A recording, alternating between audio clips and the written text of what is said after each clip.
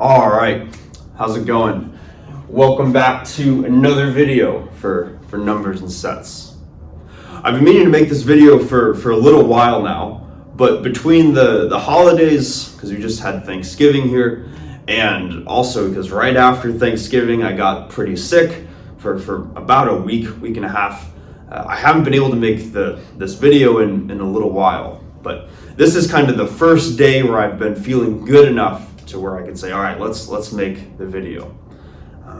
But the reason that I mentioned that is because if you notice that my voice sounds a little bit different than it normally does, it's because I'm still just getting over that sickness.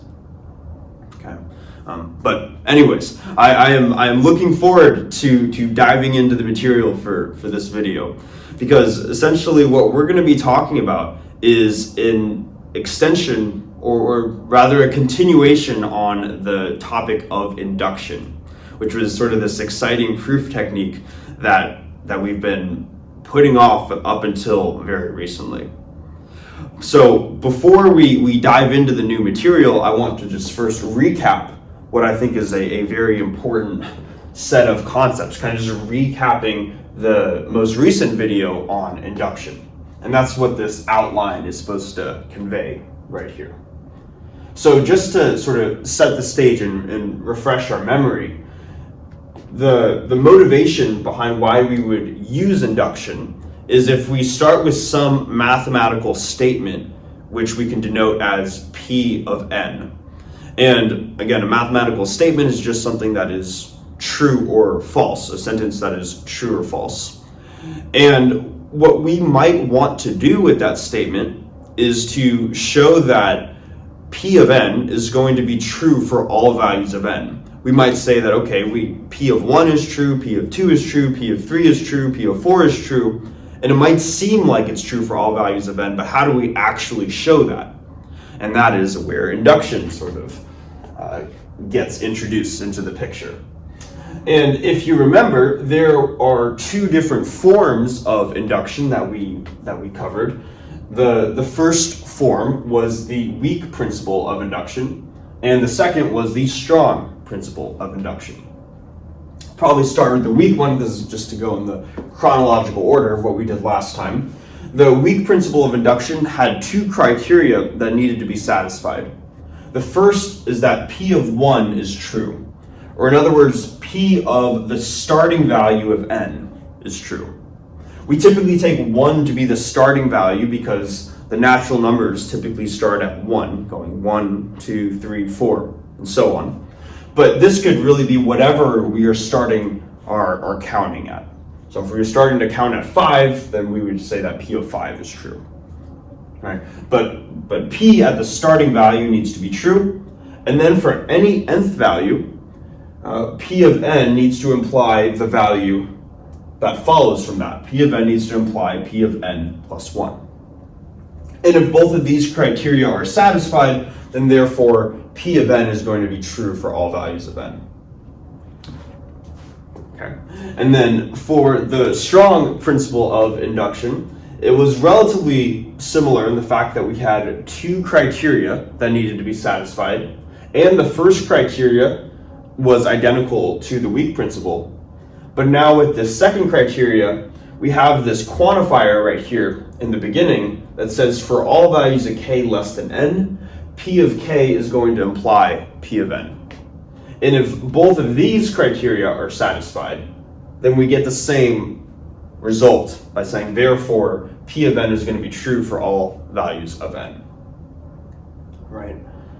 So hopefully all of this sounds familiar. What we showed at the very end of the video was that these two principles of induction are equivalent. And by equivalent, I mean that one form, whether we apply the weak principle or the strong principle for solving a problem, one is not necessarily better than the other. They are both equally useful as a means of proving mathematical statements, and depending on what type of problem you're given, you may want to use one over the other. So in that sense, they are very similar. What I want to do in this video, and starting to talk about the new stuff, is to focus on the differences between these two principles of induction. And I want to sort of zoom in on this guy right here, this quantifier at the beginning of the second criteria of the strong principle, where we're saying for all values of k less than n. And notice that within this quantifier right here, we are inherently doing something that I think we only briefly mentioned in the last video, but I want to explicitly state it right now. What we are doing is we are essentially requiring that there is something called an order associated with the natural numbers. We are saying that for a given natural number n, we need to have the relation less than that relates all values of k to this natural number n. Specifically, we're trying to find the values of k that are less than n, right? And this quantifier right here does not show up in the weak principle. And that is kind of a distinction that we might not have seen as something that we would say, why is that important? Why should we care in the last video? But now we want to take a deeper look into this quantifier, essentially right here. When I said that this requires an ordering of the natural numbers, we might not know what does that mean to be an order of the natural numbers. And I'd say, okay, we're saying this phrase, there's an ordering of the natural numbers. What does that mean? And that is where we are going to start with this new video. The two goals for this upcoming, this one right now, this lecture, is first to describe what is a mathematical order. What does that mean? And second, we're going to go over a principle revolving around the concept of order called the well-ordering principle. Okay, so that's going to be the main goal, and I'm excited to dive into it. So hopefully that makes sense. First things first, we should go through the first of those two main goals, and we want to just talk about what does it mean to be an order in math. So what I'm going to do is I'm going to erase the board, and we're going to start by writing out what does it mean to be an order, specifically a partial order. So let's do that now.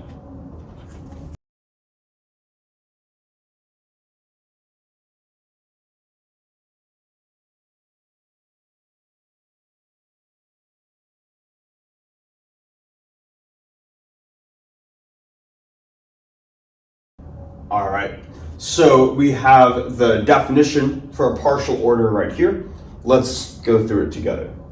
So a partial order on a set is a relation which is a relation that satisfies each of these three properties. So first thing is first, if we remember back to the fundamental building blocks of math, or some of the most fundamental, we had sets, functions, and relations, kind of that third one, right? A partial order is just one of those third fundamental building blocks. It is an example of a relation. This type of relation needs to satisfy three properties. The first of those is the reflexive property, which, if you remember, maybe I'll come over here. The reflexive property essentially says that every element in the set needs to be related to itself. Okay. I'm actually going to skip down to the third one, see why in a second. Third one is the transitive property, which we have also covered previously, which essentially says that if A is related to B and B is related to C, then therefore A is related to C. Right. We also talked about this. Now going up to the second one, notice that this is actually slightly different than what we had covered when we were talking about equivalence relations. Because equivalence relations were relations that were reflexive, symmetric, and transitive. But partial orders are relations which are reflexive, antisymmetric, and transitive. right?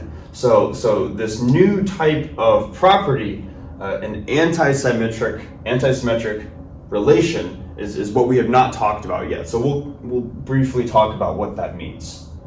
So if we have an anti-symmetric relation, essentially what this is telling us is that if A is related to B and B is related to A, that is logically equivalent to A being the same as B.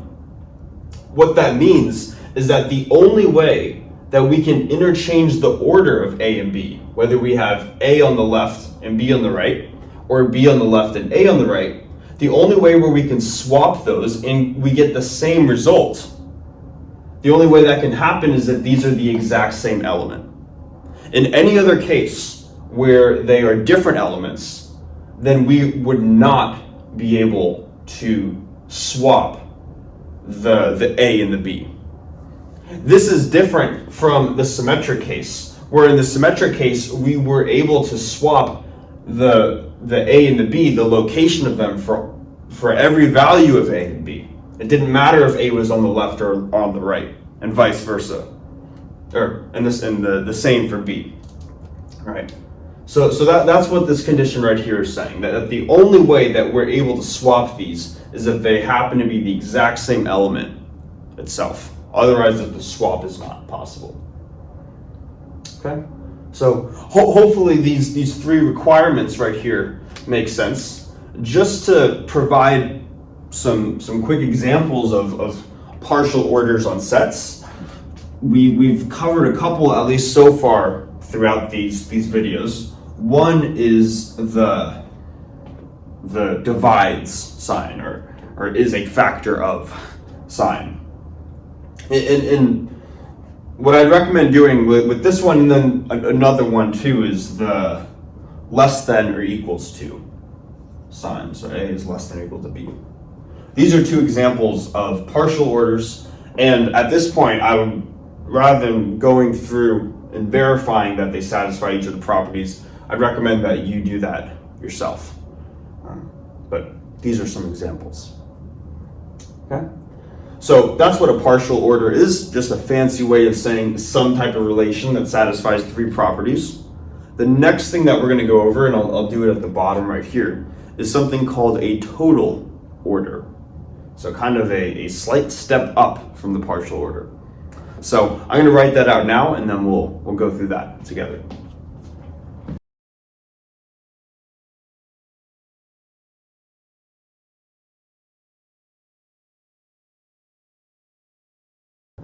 All right, so now a total order. Let's read through that definition right here. So a total order is a partial order, but now there's this additional criteria that needs to be satisfied. It's a partial order where for all elements that are not equal to each other, so for all values of A which are different from B, then exactly one of the two relations, A is related to B, or B is related to A, holds, or exactly one of these is valid. I might be saying, okay, sure, but why does that give a sense of what it means to be a total order? How do we conceptualize what that means? Because at least when I first read this, it was a little bit unclear on conceptually why this represented something called a total order. So first things first, the way that we can understand this is through this quantifier right here for all values of A not equal to B. The fact that we're saying that A is not equal to B alone provides us some information. This tells us that if A is not equal to B and a total order is a partial order, or in other words, a relation that is anti-symmetric or anti-symmetric. I don't know why I'm mispronouncing that. Anti-symmetric. Is it anti-symmetric? Anti-symmetric? I think it's anti-symmetric. I'm vastly overthinking this. Anyways, because A is not equal to B, then that means that only one of these, A is related to B or B is related to A, only one of these can be true by this condition right here. Okay, so the fact that we have A is not equal to B automatically tells us that one of these needs to be true. I might say, okay, makes sense. But why, what is this additional criteria then? And the additional criteria lies within this for all symbol. This is saying that every two elements that are distinct from each other needs to have one of these two relations being valid. In other words, for every element in your set, every two distinct elements need to be related to each other. Hence why we have the phrase total order. The fact that all of the elements need to be related in some way is why we're calling it total. This condition for all A is not equal to B is not imposed anywhere in a partial order. So in other words, in a partial order, we can conceptually think of it as not all two elements are necessarily related to each other in a set. Whereas with a total order, this part right here within this quantifier requires that, and that's why we call it a total order. Okay, so hopefully that makes sense. All right. Maybe what you could do too, if you're interested, is, and I'd recommend doing this, is to see whether these two relations that we just wrote right here, I said that they're partial orders. I would ask yourself, are they also total orders on the set of, let's say, natural numbers or integers or real numbers, and see what you come up with. But anyways, hopefully this makes sense. What I'm going to do now is, because I'm running out of room, I'm going to erase the board, and then we're going to go over a even slightly more restrictive type of order. We went through the partial order, the total order. We're going to see what the next step is, or like the next level up, at least. We're going to see what that is next.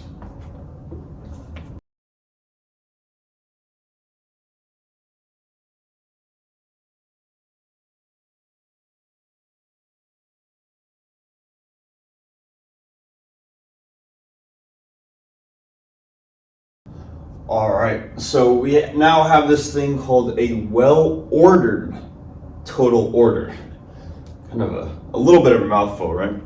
Let's read through this. So it says that a total order is well-ordered if every non-empty subset has a minimal element. And the mathematical way that we can write that out is that if we have some subset of a set, and we're going to call that subset S.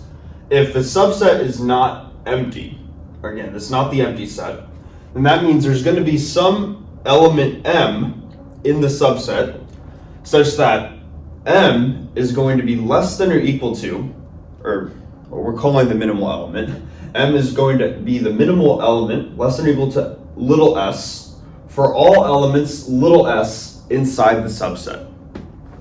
Just a mathematical way of describing this right here. All right. So every non-empty subset has to have a smallest element or minimal element. All right.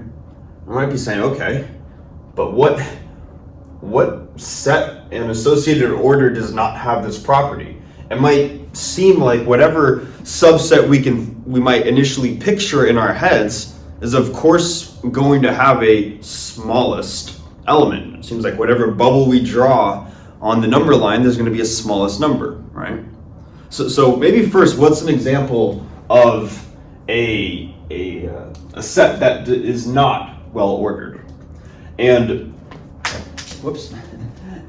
an example is if we were to look at the set of integers with this standard less than or equal to order. And maybe if we were to look at the subset on the integers, and we want to specifically look at the subset of even numbers. So maybe let's do this. We'll say that the even numbers are a subset of the integers.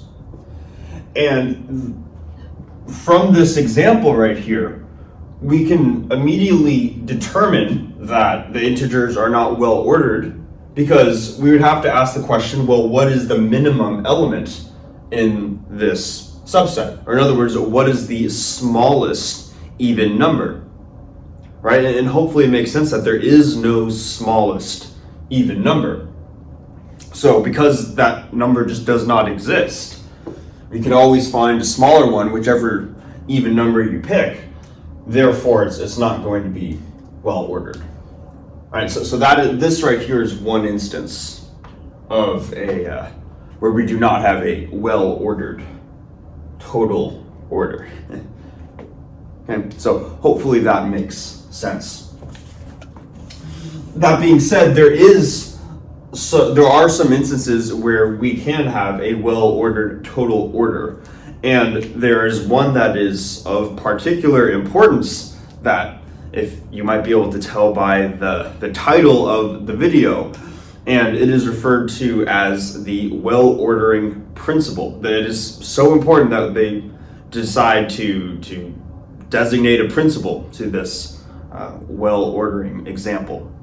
Okay, so we're going to write out what the well-ordering principle is right here, and then we're going to go through it and more importantly explain its importance for pretty much the rest of the video.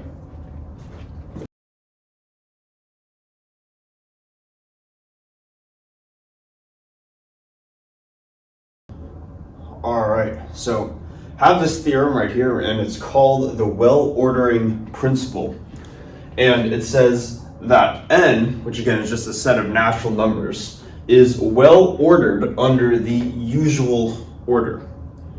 I should probably first say what the usual order is. When we talk about, or when we refer to the usual order, we're just simply referring to this less than or equal to sign. Okay.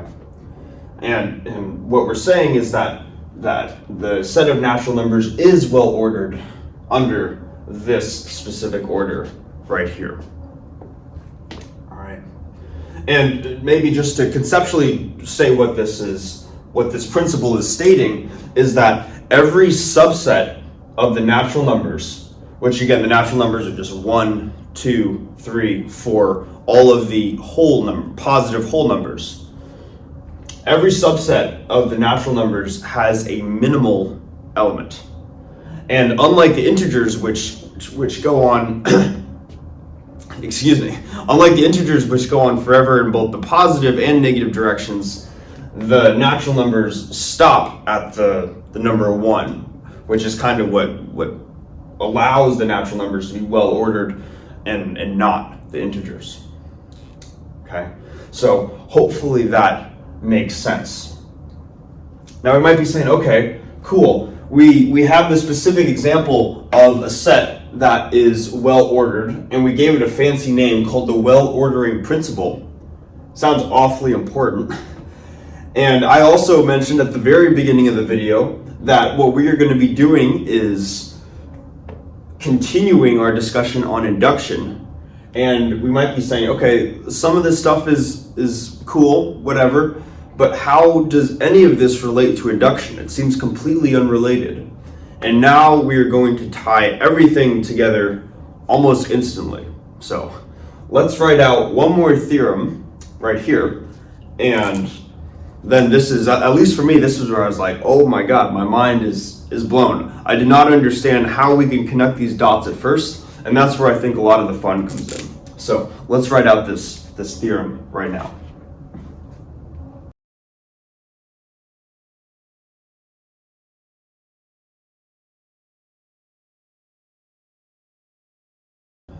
All right, so this is where I think it really starts to get interesting. Let's just first read the sentence, the literal sentence, out loud.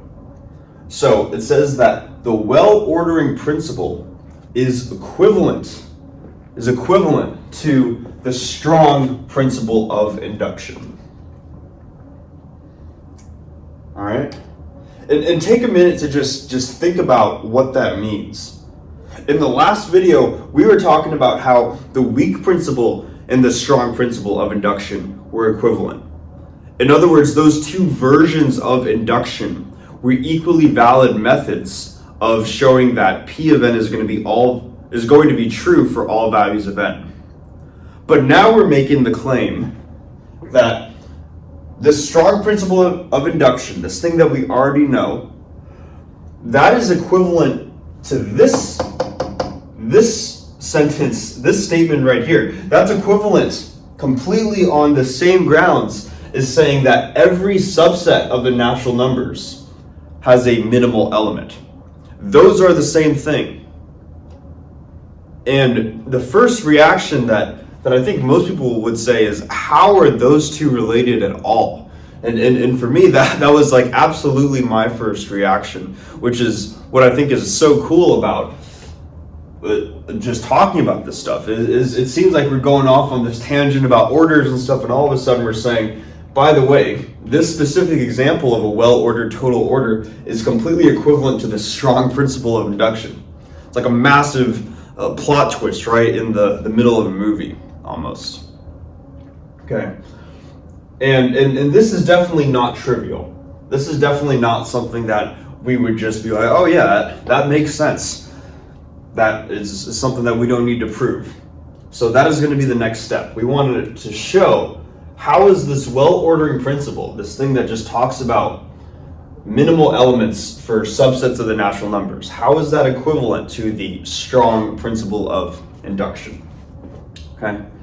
And just as a reminder too, when we say equivalent, that refers to this double-sided arrow, the logically equivalent to sign.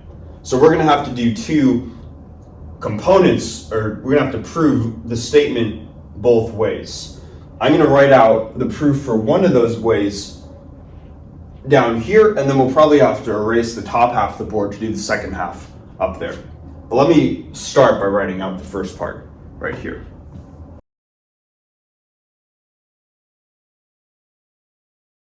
All right, so for the first part, we're going to prove the statement where the well-ordering principle is going to prove the strong, or is going to imply that the strong principle of induction is true.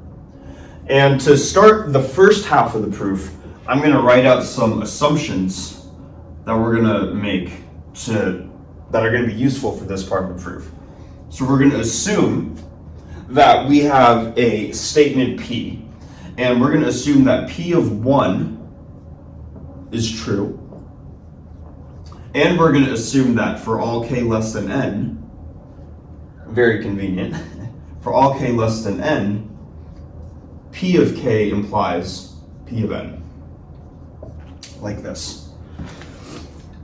And this might look very familiar to something that we were doing in the last video, where we were assuming these two statements right here, but if we aren't paying close attention, we might be saying, wait a second, I thought we were trying to show that we can use the well-ordering principle to show strong induction is true. But why are we assuming, essentially, the strong principle of induction? And again, just to be absolutely clear about that, these two statements alone are not the strong principle of induction. The strong principle of induction makes an additional claim. These are simply the criteria that are sort of the preface to that additional claim. Strong principle says that if P of 1 is true and if this is true, then therefore P of n is going to be true for all values of n. And we are not making that final therefore part of the statement right here. So that's why we are allowed to make these assumptions, and we don't have circular logic going on at the start of the proof. Okay, but still, the criteria for the strong principle, these are going to be our starting assumptions. And what we would like to do is we would like to use the well-ordering principle to show that P of n is true for all values of n. Okay, so that's going to be the goal in the first part of this proof. So to do this, we're going to prove this through a contradiction, and we're going to assume the opposite case. Let's assume that even if these two conditions are true, that P of n is not true for all values of n. In that case, if P of n is not true for all values of n, what we can do is we can write out, or we can define some set S, and S is going to be equal to the natural numbers, which I'll denote as little n, the natural numbers such that P of n is false. Okay, and just to make sure that we're reading this right, P of n, like this would be saying if P of n is true, this is the negation sign, so not true would be false. Set of little n such that P of n is false, or is not true, right? So hopefully that makes sense. That's what this set is right here, S. Now, by the well-ordering principle, we know that any subset of the natural numbers has a minimum element. This is a subset of the natural numbers. Therefore, it has a minimum element by the well-ordering principle. Let's call that minimum element M. So maybe, and usually we call it M for minimum. So I'll say minimum element of S, minimum element of S is going to be M. So in other words, M is going to represent the smallest natural number where P of M, I guess, is false, is not true. I'm going to say, okay, sure. Well, if M is the smallest element that is false, that means there is no element that is smaller than the smallest one that is false, right? In other words, every element that is smaller than the minimum one, or the smallest one, needs to be not false, or it needs to be true. So what we can therefore say is that for all values of n that are less than the minimum, we know that P of n needs to be true because they're smaller than the smallest false one. Have to be true, right? But if we remember in this initial assumption right here, we said that for all values that are less than some natural number, then we have this statement right here. If we replace, this might get confusing, or hopefully it's not, but if we replace this k with this n with this m, then what we should get is that for all values of n that are less than m, P of n being true implies that P of m is true. We can write this based off of this given assumption right here. So therefore, since all of these values are true, they have to be true, then that should imply that P of m is true. However, we said that P of m, or m, was an element of S, which were the cases where P was false.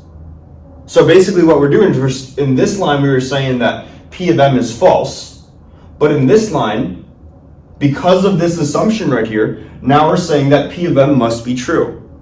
So we arrive at a contradiction, and therefore this set right here, where we said let's suppose there are some cases where P of n is not true, that produced a contradiction, meaning that therefore P of n is true for all values of n. So what we have just shown, so let's maybe just write this, therefore P of n is true for all n. Okay, so what we've just shown is that we use the well-ordering principle to imply that with this assumption and this assumption, we get this. This should be therefore. We get this underlined statement right here. That's what the strong principle of induction is. So to go all the way back, we use the well-ordering principle to therefore show that the strong principle of induction is true. and hence we proved 1/2 of the arrow. Okay, hopefully that makes sense. What I want to do now is probably erase the top half of the board, maybe just this first part up here. And I'll do it as I'm talking. And now we're just going to show the other side of this, where we're going to show that we can use the strong principle of induction to therefore imply that the well ordering principle is true. Okay, so let me just quickly write that out. All right, so now for the other half of the proof. So what I'm going to do is let's now start with a subset S of the natural numbers. And what I'm going to claim is that this subset S has no minimum element. So let's do this. Assume S has no minimum. And when I'm writing this, we might be worried because we might be saying that from the well ordering principle, doesn't that mean, or didn't the well ordering principle tell us that every subset of the natural numbers does have a minimum element? And the answer to that is almost, but not quite. I probably maybe shouldn't have erased it, but there was one additional criteria. It was that every non-empty subset of the natural numbers has a minimum element. That's what the well ordering principle tells us. But we're just specifying some subset of the natural numbers, and we're saying that it has no minimum. So the only way that it could have no minimum is if the subset is the empty set by itself. So that's what we're going to try to show, and that's the general strategy for this second half of the proof. We're going to try to show that if we have a subset of the natural numbers and that subset has no minimum, then it therefore has to be the empty set. And what we're going to do is we're going to use our starting principle. We're going to use the strong principle of induction to show that S must be the empty set. Okay, so how do we do that? And I think this is pretty neat. The way that we can do that is by conveniently defining or cleverly defining a mathematical statement, P of n. Because in order to apply the strong principle of induction, we always have to start with some statement. So let's do that over here. Let's say that our statement P of n is that n is not an element of S. There's a lot of really interesting stuff that can be established from this, but this is going to be the statement. And just as to make sure that we're all on the same page, if I were to plug in a specific value of n, that would just plug in a specific value of n right here. So P of 1 would be that 1 is not in S. And P of 2 would be that 2 is not in S, and so on. Okay? And if what we are trying to show is that if we're trying to show that S is the empty set, that means that there should not be any natural number in S, right? If S is empty, there should be no numbers in that empty set. So what we are trying to show is that a natural number n is not in S for all values of n. In other words, we are trying to show that P of n, and this is where the connection comes in, P of n is true for all values of n. So how can we show that P of n is true for all values of n? That is where strong principle of induction comes into play, right? So how do we do that, right? How do we show that P of n is true for all values of n using strong principle? Well, we need to go through those two criteria, right? And if the two criteria are satisfied, then P of n is going to be true for all values of n, which will imply that S is the empty set. So let's go through those two criteria. The first is that P of 1 needs to be true. So let's just write out what P of 1 is. Rather than having n is not in S, I'm just going to write that 1 is not in S. is that statement true? Is 1 not in this set that has no minimum? And just by thinking about it, maybe I'll come over here. Just by thinking about it real quickly, hopefully we can wrap our heads around the fact that this has to be true. The reason why is because 1 is the smallest natural number.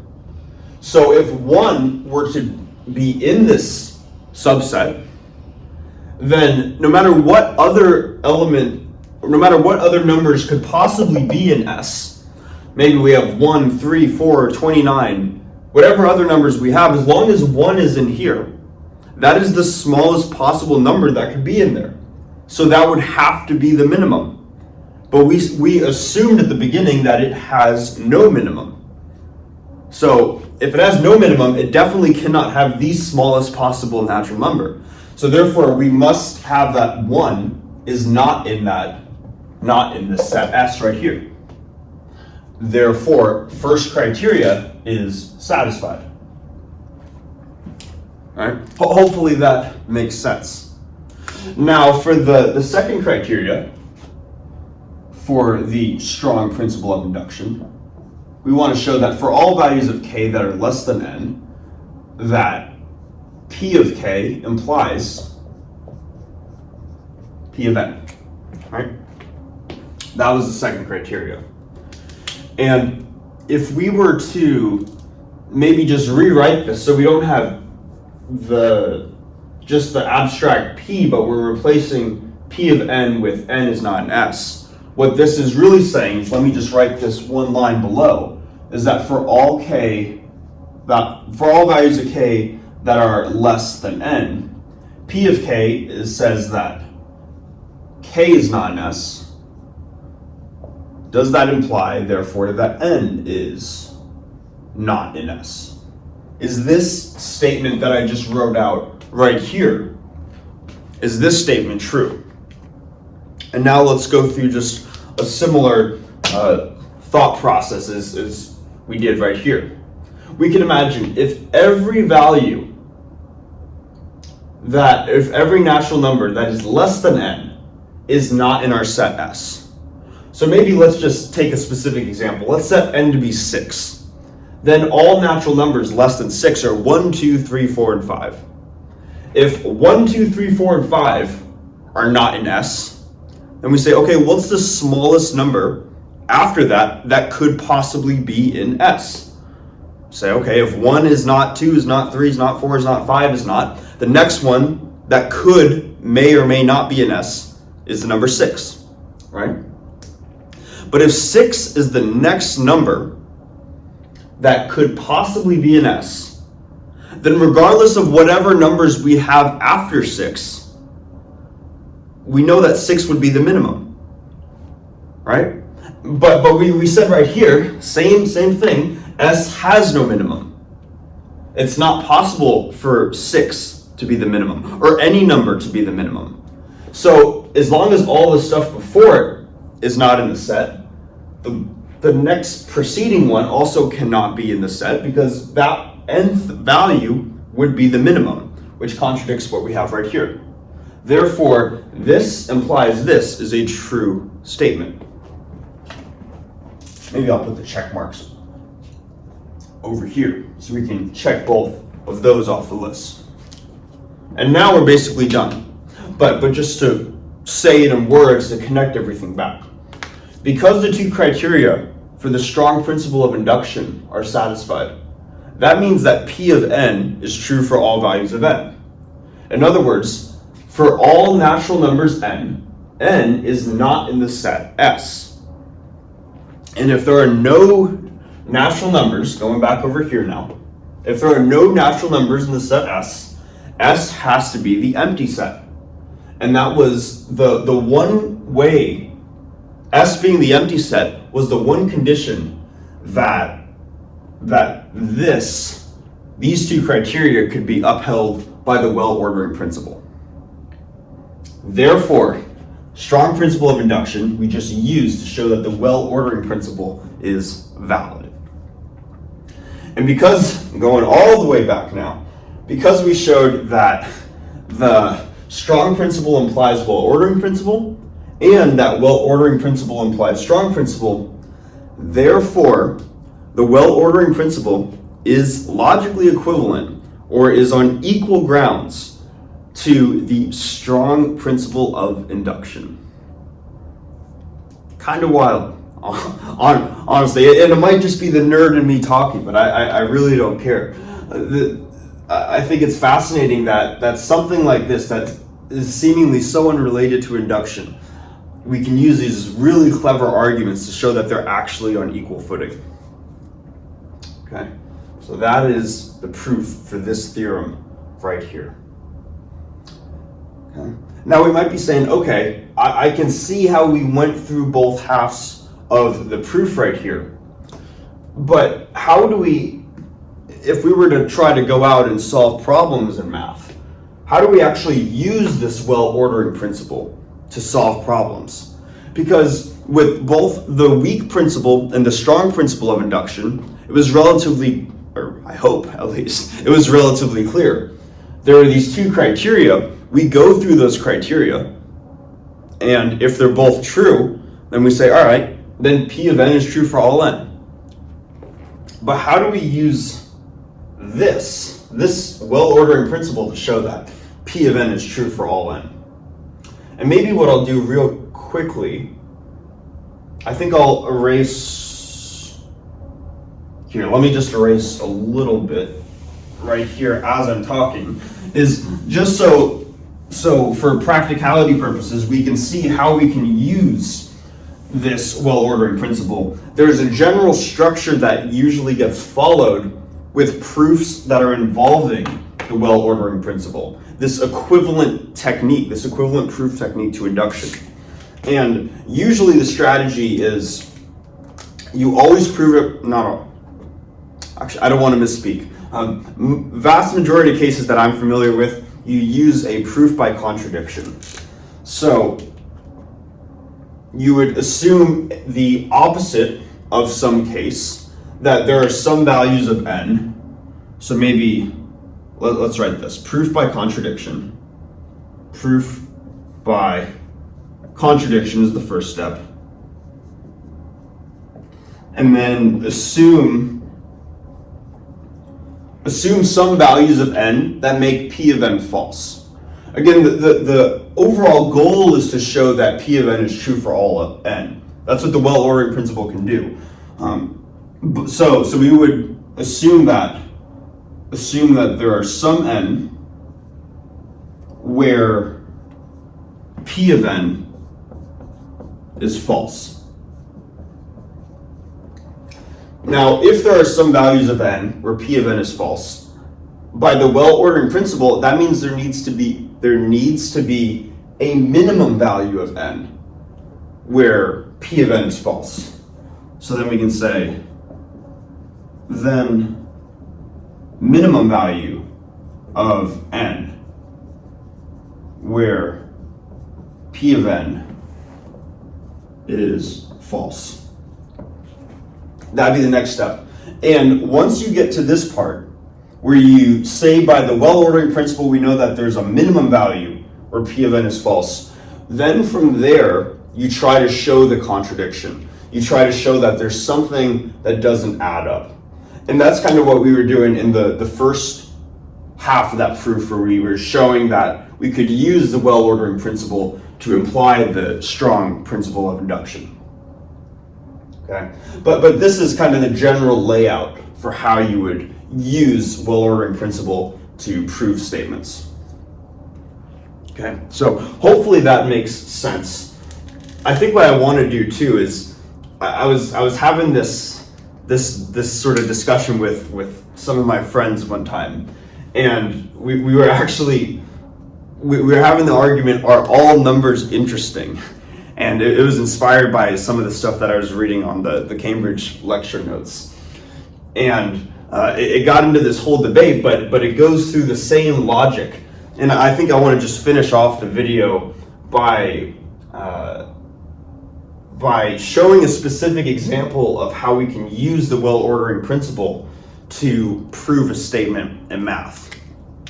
So let's suppose that the statement we're trying to prove maybe let's write this down here. Example. The statement we're trying to prove is that all numbers are interesting. And I'm biased, of course, right? But hopefully we'll see the logic in doing this. So all numbers are interesting. And we want to use the well-ordering principle to show that. So how do we do that? So by using this general structure right here, we're going to assume we're going to do a proof by contradiction where we assume the opposite. We're going to assume that some numbers are uninteresting. Okay, and I think rather than writing it out, I'll just go through it verbally, even though I am starting to lose my voice a little bit. We're going to assume that some numbers are uninteresting. Now, if some numbers are uninteresting, then that means that there exists we can write I should probably preface this. Let me modify this slightly. All natural numbers are interesting. Because I know that people are going to call me out on this if I don't specify. All natural numbers are interesting. I feel like I'm discriminating against numbers, right? Different types of numbers. For the record, I do think all numbers are. Actually, I'm going to go off on too much of a tangent. If everything is interesting, does that make none of them interesting? Regardless, all natural numbers are interesting. That is the claim. All right. Now, if all natural numbers are interesting, and we want to prove this, we're going to do a proof by contradiction, where we assume that there are some values where the statement is false. There are some uninteresting natural numbers. Okay, if we assume that there are some uninteresting natural numbers, by the well-ordering principle, then we could say, okay, this is the set of these supposed uninteresting natural numbers. And the well-ordering principle tells us that there is a minimum uninteresting natural number. But we claim that that is inherently a contradiction, because the fact that you have a supposed smallest uninteresting number is itself an interesting property for that number. So just by being classified as the smallest uninteresting number is what makes that number interesting. Therefore, because we have a contradiction by assuming some of them are uninteresting, therefore all natural numbers are interesting. So it's kind of a fun, I don't want to say hand waving in the sense where we're assuming that interesting means smallest uninteresting. In that sense, it's hand wavy. But in all other ways, the logic on how we would go through that type of proof is the same. So hopefully that makes sense on how we can use this well-ordering principle to prove various statements in math. All right, but that's going to call it for this video. I need to give my voice a little bit more time to rest too. I thought I could go through this and I'd be okay, but I can feel it starting to flatter out a little bit. So I'm going to call it for this one, but thanks so much for watching. I'm going to try to see how my voice holds up. I'm going to try to get through. The original goal was to try to get through numbers and sets by the end of the year. We'll see if that happens. It might leak a little bit into January, maybe February, but it's okay. Life happens, right? But still going to do our best to try to keep uploading videos at least somewhat regularly. Okay. I think one more thing that I want to quickly mention too is that in each of the video descriptions, I should have a link for the various problem sets that you can work on problems involving all the stuff that we're talking about. And I want to say that after this point, you should be able to solve everything up through the second problem set. Or we at least have covered enough material to where you're able to solve every problem through the second problem set. So give that a look too if you haven't already. But yeah, I think that's it. Okay. So yeah, thanks for watching, and I'll see you in the next video.